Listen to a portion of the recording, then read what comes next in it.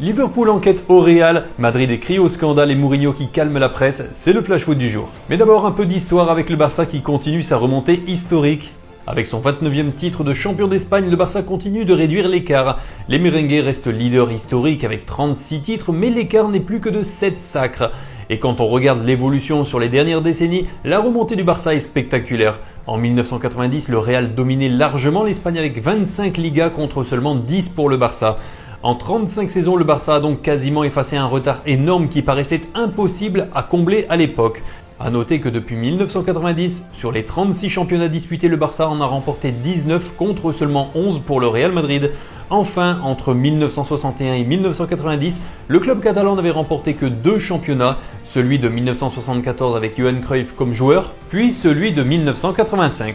Barça-Real, le journal AS dénonce une énorme polémique arbitrale. Une première polémique, écrit le média, est apparue autour d'Aurélien Tchouaméni. Le milieu français a retiré son maillot avant un corner afin d'enlever son maillot thermique, ce qui a poussé certains joueurs du Barça à réclamer un carton jaune. Mais pour l'ancien arbitre Eduardo Iturralde González, il n'y avait absolument aucune raison de sanctionner le français.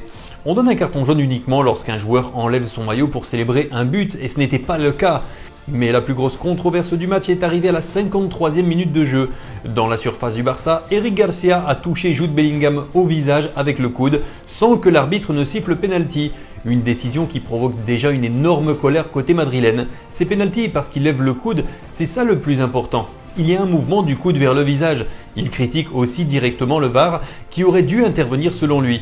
C'est une action imprudente, le VAR n'intervient pas, mais quand c'est dangereux, il doit intervenir. Tout mouvement du coude vers le visage est considéré comme dangereux, a-t-il conclu.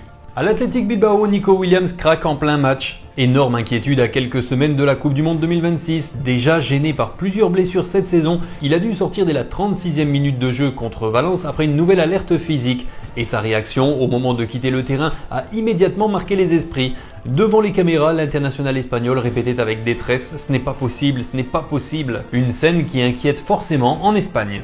À l'Inter Miami, Messi continue d'écraser la MLS. L'Argentin a atteint les 100 contributions directes avec la franchise floridienne et il l'a fait en seulement 64 matchs, pulvérisant l'ancien record de Sebastián Giovinco qui avait eu besoin de 95 rencontres. Depuis son arrivée à Miami en 2023, il a mis en lumière un championnat qui a pourtant encore beaucoup à faire pour évoluer selon le MediaBuild. Mais concernant Messi, à 38 ans, ses statistiques restent impressionnantes. Liverpool enquête sur les échecs de Xabi Alonso. Le club pense à lui pour remplacer Arne Slot selon le Daily Mail, mais les Reds avancent avec beaucoup de prudence. Le journal espagnol AS confirme, mais ajoute que les dirigeants anglais ont contacté le Real Madrid afin de comprendre pourquoi le passage du technicien espagnol à Madrid s'était soldé par un échec. Une démarche qui montre que Liverpool veut absolument éviter de prendre une décision trop émotionnelle malgré l'immense popularité de l'ancien milieu espagnol à Anfield.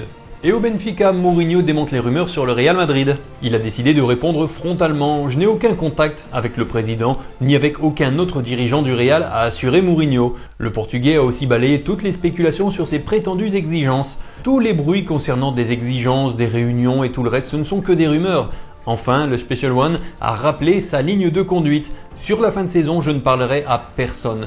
Une mise au point très claire, même si, évidemment, c'est un discours nécessaire, puisqu'il est sous contrat à Lisbonne. Merci d'avoir suivi Flash Foot, je vous souhaite une bonne semaine et je vous retrouve demain pour d'autres nouvelles.